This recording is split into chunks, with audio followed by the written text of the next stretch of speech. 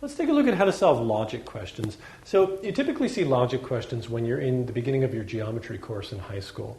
So logic refers to, particularly in your geometry book, logic refers to when you look at the hypothesis and the conclusion of a statement. So here's an example.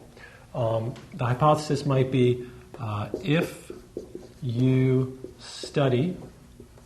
So the hypothesis means like a guess or a statement you're making, guessing at something.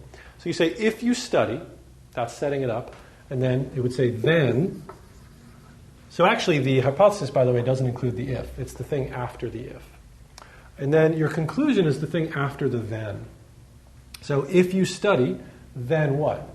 If you study, then you'll get an A. So if you study is the hypothesis. We're making a guess. We're making a conclusion. We're saying what's going to happen, a result. Then you'll get an A. So geometry class, you're going to be asked to switch these around, to play with them. One thing you might be asked to do is to do the converse. So the converse is just when you swap the hypothesis and conclusion. And that's why the if and the then aren't really part of them. They're not getting swapped.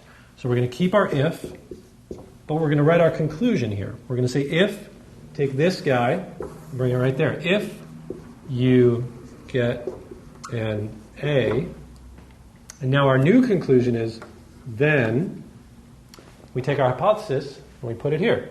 We just swapped. So if you get an A, then you studied. Now, not every statement, not every if-then statement, not every logic statement is true. If you study, then you will get an A. Hopefully that's true, but it might not be. If you got an A, then you studied. That may not be true either. So this is not a true statement.